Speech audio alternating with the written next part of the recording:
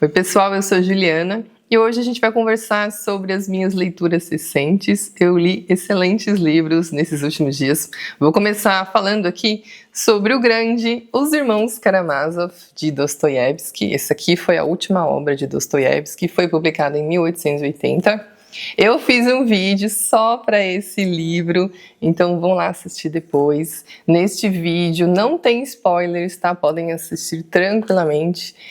O que eu fiz foi abordar pontos que me chamaram mais atenção nesta obra e são questões filosóficas, não é a questão do enredo. São questões filosóficas profundas, porque aqui cada irmão representa uma diferente visão de mundo, uma diferente natureza humana. E essas diferentes visões, elas se contrapõem durante a obra, elas se complementam. Então é interessante porque durante a obra, durante a leitura da obra, você vai se questionar sobre muitas coisas aqui, porque muitas questões, né? A gente vai entrar aqui em muitas questões, mas você vai se encontrar também nestes diferentes personagens, porque como esse livro, ele se aprofunda muito nas questões psicológicas dos personagens, nas questões da natureza humana, na questão de valores, então não tem como, você acaba em alguns momentos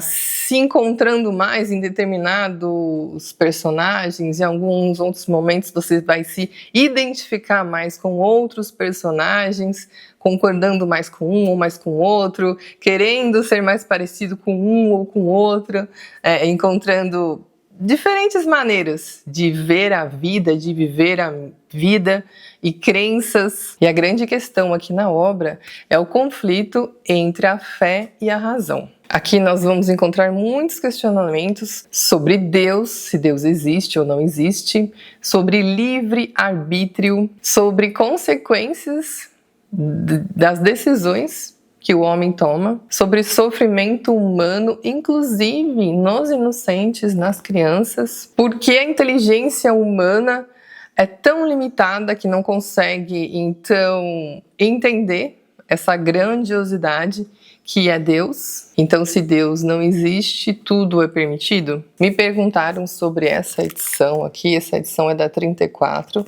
é dividida em 2 volumes, e ela vem num box, esse box aqui não é rígido, tá? Da editora 34 tem também esta edição, é uma edição única. As edições são iguais, a diferença é que esta edição aqui, ela tem desenhos e é dividida em 2 volumes, fica mais confortável para ler. Mas a tradução é a mesma e também os textos de apoio, tudo que tem de adicional, além do texto, estão nessas 2 edições. Então elas são praticamente a mesma coisa. O que difere é que essa aqui tem algumas ilustrações, vem dividida em 2 volumes e vem também o box. Mas é a mesma coisa, tá, gente? A mesma tradução, mesmos textos, são iguais. E eu tenho essa daqui porque veio no box com todas as obras que eu tenho aqui de Dostoiévski. Então eu tenho essa edição aqui, fica dentro do box. E eu tenho essa edição aqui que eu já tinha antes de comprar o box. Me perguntaram também se eu indico começar a ler Dostoiévski por Os Irmãos Karamazov. Eu não recomendo, você lê por qual obra você quiser, por qual obra te despertar mais interesse, tá bom? Mas eu acho que é uma leitura bastante densa. Eu achei mais densa ainda as Memórias do Subsolo. Achei mais denso, sim, apesar de ser um livro fininho. Memórias do Subsolo, para mim, foi uma leitura mais densa do que Irmãos Karamazov. Crime e Castigo, achei menos denso, mais fluido, uma leitura mais fluida. Crime e Castigo, apesar de ser muito intenso, apesar de toda essa densidade psicológica, eu li mais rapidamente. Irmãos Karamazov é mais denso, mas assim, gente, não é nem um bicho de 7 cabeças, tá? Não tenham medo. Leiam com calma. É uma leitura que exige dedicação, exige atenção, mas assim, vale todo o esforço, tá? E não é tão difícil assim. Eu li Os Irmãos Karamazov em aproximadamente um mês. Aí me perguntaram qual obra você indica então para começar a ler Dostoiévski. Das obras que eu li até agora, eu indico Noites Brancas. Se você não se interessar por Noites Brancas, eu gosto muito de Noites Brancas, inclusive. Tá? Não é uma leitura muito interessante e não tem toda essa densidade, né, que a gente está acostumado nos livros de Dostoiévski. Noites Brancas. Se não te interessar, Noites Brancas, Gente Pobre também. Gente Pobre não é difícil, não é uma leitura difícil. Inclusive foi o primeiro livro, o primeiro romance de Dostoiévski. Então você começa ou por Noites Brancas ou por Gente Pobre, tá? Lá no Instagram eu coloquei uma enquete com 4 livros que eu tava em dúvida qual seria a minha próxima leitura. Eu coloquei lá para vocês escolherem. São Bernardo, de Graciliano Ramos, O Amante, de Marguerite Duras, Tsugumi, de Banana Yoshimoto, ou Dias de Abandono, de Helena Ferrante. E ganhou São Bernardo. Inclusive eu gostei dessa ideia, viu? Gostei dessa ideia de vocês me ajudarem aí com as próximas leituras. Eu devia até ter trazido isso aqui pro YouTube, né? Depois que eu fiz, que eu pensei, ué, mas por que eu não coloquei no YouTube? Porque na aba comunidade vocês poderiam escolher aqui pra mim também, mas já foi. Mas eu gostei da escolha de vocês, gostei muito de ter lido São Bernardo. E não sei, eu acho que eu até poderia colocar essa coisa, né, de vocês me ajudarem com a leitura. Agora não sei se eu colocaria isso em vídeo ou se eu colocaria na própria comunidade, onde vocês clicam ali e escolhem. Assim, é uma maneira também de vocês me ajudarem a escolher as próximas leituras, é uma coisa mais de ser surpreendida também, saber também o que vocês querem que eu leia, não sei. Tô pensando nessa ideia, mas eu gostei da escolha de vocês. E São Bernardo foi publicado em 1934. É o segundo romance de Graciliano Ramos. O primeiro romance foi Caetés, em 1933. Depois, em 1936, ele foi preso por envolvimento com comunistas. E aí ele publicou Angústia. E já em 1938, ele lançou Vidas Secas, o livro que mais trouxe reconhecimento a Graciliano Ramos. Eu gosto muito de Vidas Secas, mas eu não esperava que eu iria gostar tanto assim de São Bernardo. São Bernardo é um romance regionalista, e aqui tem muito do coronelismo do Nordeste, na questão da impunidade, a questão das próprias leis, porque o Paulo Honório, ele vai escrever um livro. Esse aqui então seria o livro que ele escreveu.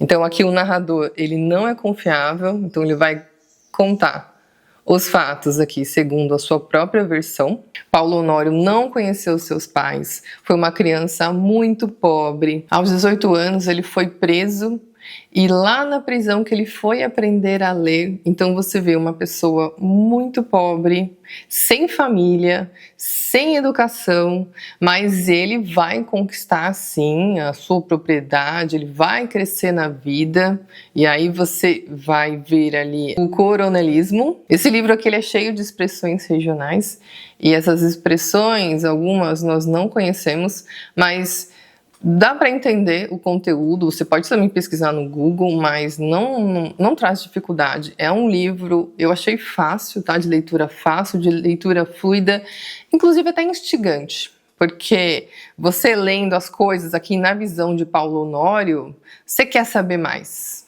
Você quer saber onde tudo isso vai dar. Eu achei muito interessante a construção desse livro aqui, essa questão do Paulo Honório querer fazer o seu livro para contar a sua história, né, da sua própria versão dos fatos, sendo que tem coisas aqui que ele coloca mais em evidência, coisas que ele não quer falar tanto sobre aquilo, e vai saber o que ele fala de fato e o que ele não fala. Entre lembranças e arrependimento, será que é arrependimento mesmo? Será que ele queria que fosse diferente? Porque os valores dele aqui também tá na propriedade. E como que vai ser então a vida dele, né, depois de alguns anos? Eu gostei muito do final. É um livro triste, mas eu gostei muito do final, gostei muito da conclusão. É uma conclusão assim que ele coloca no capítulo 36. Ele coloca ali, sabe, o que foi a vida dele, o que ele valorizou, o que ele poderia ter feito diferente, sabe? O que foi ilusão, o que restou e o que ele deu valor, se tá assim com ele, se não está com ele. Eu achei interessante que ele vai conhecer uma mulher, a Madalena, e a Madalena, ela é a professora. Então, seria um encontro aqui então da pessoa instruída, da pessoa que acredita na educação, na pessoa que acredita no futuro, como a educação molda, como a educação ajuda a pessoa a ascender na vida, em contraste a ele, né, que não acredita na educação, que aprendeu a ler somente na prisão, que tem os seus métodos próprios para adquirir as coisas, se orgulha disso, como essa mulher vai reagir. E no pós-fácil dessa edição aqui da Penguin, é dito que Graciliano Ramos, ele se empenhava em promover, junto com as obras dos seus amigos José Lins do Rego, Jorge Amado e Raquel de Queiroz, ele queria promover a existência do romance do Nordeste. E segundo Otto Maria Carpo, na sua História da Literatura Ocidental, ele fala sobre o romance nordestino. Ele fala que Graciliano Ramos provavelmente, na visão dele, é provavelmente o mais importante, o autor mais importante. E pertence a ele os dois romances, São Bernardo, então seria um estudo psicológico do homem nordestino. E Vidas Secas seria um panorama épico da vida do povo nordestino, só do próprio povo, que nenhum outro ousou ou conseguiu realizar. Fala também que no meio dessas duas grandes obras tem o romance Angústia, que é uma obra-prima de introspecção psicológica num ambiente de miséria, humilhação, ressentimentos violentos e frustrados. Tá aí a grandiosidade de Graciliano Ramos. Li também Big Loura e Outras Histórias de Nova York, de Dorothy Parker. Aqui nós temos contos que foram escritos entre 1920 e 1930. É um livro que tem muito a pegada do Grande Gatsby, é a mesma época, aquela época dos anos loucos, dos anos do jazz.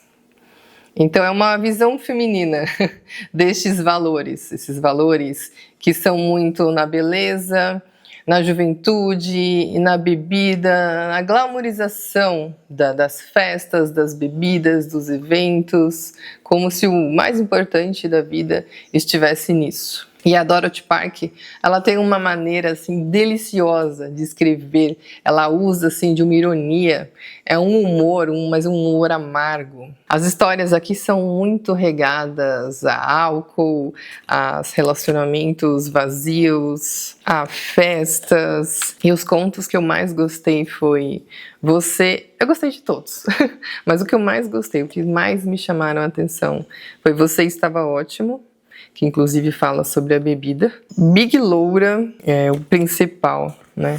Inclusive ela foi premiada por conta deste conto, Big Loura. Chega no final assim, você fala, nossa. Esses contos têm essa pegada de você achar divertido e falar, parece que eu já vi isso, sabe? Tem alguns contos assim que até me incomodaram. A Visita da Verdade, eu gostei, foi um desses contos que me incomodaram, que eu fiquei pensando depois. Em função das visitas também me pegou de um jeito, que pena. É um outro conto também, fala sobre casamento. Tem outro conto também, Nova York chamando Detroit. São uns contos assim que você dá risada, mas aí você pensa, poxa, quem nunca, né? Quem nunca se pegou de alguma maneira, assim. Foi uma ótima leitura. Eu queria mais. Foi um livro que acabou e eu li junto com outros livros mais densos, com outras leituras, então me serviu como um descanso. Se você gosta dessa atmosfera do Grande Gatsby, você vai gostar de Big Loura. E eu li também Matilda. Ai, gente, que delícia! Literatura infanto-juvenil, gente, é tudo de bom, né? É um descanso, é um quentinho no coração, porque Matilda Ela é uma menina muito especial, ela é apaixonada por livros. Então, como não se apaixonar por Matilda? E aqui, os seus pais, eles não demonstram muito interesse aqui pela filha, o seu irmão também não, ela tem um irmão mais velho. Mas essas questões dos pais é uma problemática, mas é colocada de uma maneira leve aqui. Não tem aquela coisa pesada, por exemplo, como no Meu Pé de Laranja Lima, que você chora, você sofre. Nesse aqui tem a questão dos pais, da família, mas é abordado de uma maneira mais leve. Porque vai falar muito... Porque Matilda é uma menina muito incomum, ela é uma menina muito inteligente. É uma gênia. Ela aprende a ler sozinha. E como ela fica muito sozinha em casa, mesmo tão pequena, ela começa a ir para a biblioteca. E aí ela começa a ler, né, dos livros infanto-juvenis. Ela fala que o que ela mais gostou foi o Jardim Secreto. E aí ela começa a ler livros adultos, né? Inclusive, olha os livros que Matilda lê. Grandes Esperanças, de Charles Dickens. Tem uma lista aqui que ela leu durante alguns meses. Entre alguns títulos, temos Oliver Twist, de Charles Dickens também, Jane Eyre, de Charlotte Brontë, Orgulho e Preconceito, de Jane Austen, Tess, de Thomas Hardy, O Homem Invisível, O Velho e o Mar, de Hemingway, O Som e a Fúria. Gente, como pode a menina ler Som e a Fúria? Pois é. As Vinhas da Ira, A Revolução dos Bichos. Gente, aparece cada livro maravilhoso aqui que ela lê. É uma delícia. E fala sobre, né, o quanto os livros a transportava para mundos novos e a apresentava a Matilda pessoas diferentes, pessoas com vidas incríveis. Então, o livro, ele traz essa sensação de conforto, de companhia, desse vazio que ela tem na sua vida. Mas o livro, ele entra num lugar muito especial. E aí ela vai encontrar uma pessoa aqui também que vai... um encontro de duas pessoas aí que valorizam mais os livros, que valorizam a educação. Tem outros personagens que atrapalham a vida de Matilda. Então tudo é colocado de uma maneira gostosa, uma maneira divertida. Foi uma leitura assim, um abraço, assim, sabe? Uma leitura gostosa, uma leitura de aconchego. E essa edição aqui, ela é toda ilustrada. Então é bem legal, conforme você vai lendo, ó, tem várias ilustrações, várias. Então foi realmente uma leitura muito gostosa. É sempre bom, é sempre gostoso encontrar na literatura pessoas apaixonadas por livros. A Matilda é, ó... E aí, vocês lembram que eu coloquei O Amante, de Marguerite Duras? É Duras porque é francês, né? Na enquete, e O Amante ficou em terceiro lugar. Só que eu comecei a folhear este livro aqui. E sabe quando o livro te puxa? Então, porque no comecinho ele já começa assim de uma maneira simples, mas assim eu entrei na história. Na primeira página aqui, no terceiro parágrafo, está escrito assim: muito cedo foi tarde demais em minha vida. Aos 18 anos já era tarde demais. Entre os 18 e os 25 anos, meu rosto se tornou um rumo imprevisto. Aos 18, envelheci. Esse livro parece uma lembrança? É isso. É uma história não linear. Então, uma pessoa já mais velha contando suas lembranças da infância. Não é infância, aqui começa, ela tem 15 anos e meio, então ela vai contar a história quando ela tinha 15 anos e meio. Ela vai contar como ela conheceu esse homem, esse primeiro homem da vida dela. Ela vai falar muito sobre a sua família. É um livro que dá a impressão de que é sobre esse amor que ela teve na adolescência, mas é muito sobre a sua mãe, o que a sua mãe enfrentou, como a sua mãe teve que ser forte para lidar com tantas dificuldades não só financeiras. O pai dela que faleceu, ela tem um irmão mais velho, um irmão mais novo, muitos problemas. Você vai descobrindo as coisas aqui aos poucos, conforme a leitura, você vai entendendo melhor até o momento final. É uma leitura curta. É uma leitura envolvente, foi assim, eu me senti envolvida, desde a primeira página, eu me senti envolvida com isso aqui. Todas as obras da autora, elas têm um quê de autobiográfico, mas esta obra aqui, ela mesma diz que foi a obra mais autobiográfica que ela escreveu. E ela vai contando aqui, você sente assim, até como coisas assim, que ficaram em segredo, então... uma leitura para se fazer sem julgamento. O foco narrativo aqui, ele muda, né? Primeiro ele tá nessa menina, primeiro ele tá nessa senhora que se lembra, depois já vai para essa menina. No pós-fácil diz até que trata-se de uma presentificação do passado. Olha que interessante. Presentificação do passado. Sempre atual na memória da narradora. É como se ela quisesse resgatar algumas questões ali desse amor, dessa mãe, dessa família, que estavam guardadas ali. E essas questões, elas não são narradas de imediato. Elas são contadas pouco a pouco. Tem umas questões aqui desse amor, umas questões carnais que são um pouco mais fortes, afinal de contas é uma descoberta para ela, é a descoberta do prazer para ela, né, do homem ali para ela. Só que mais do que essa história da paixão ardente, ou seja lá o que for, dessa descoberta, é uma história de um amor, principalmente um amor pela sua mãe e tudo o que sua mãe enfrentou. Ela mostra sentimentos muitas vezes negativos em relação à sua mãe, a frustrações que ela teve ali com sua mãe, coisas que ela queria ter tido e não teve. Ao mesmo tempo também ela mostra esse amor imenso a essa mãe, o que essa mãe representa e tudo que essa mãe passou. O Amante tem adaptação, tem filme, né? Mas, gente, eu não tive coragem de assistir, não quero assistir.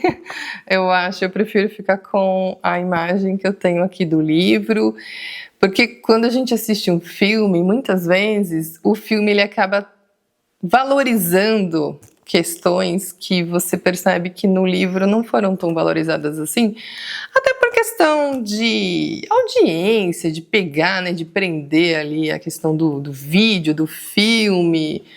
Então eu não fiquei interessada em assistir o filme, não. Essas então foram as minhas leituras recentes. Me conta aí o que você leu nesses últimos tempos, vou adorar saber. Lembra de curtir também, que ajuda aqui o canal, tá? Um beijo grande. Até o próximo vídeo. Tchau, tchau!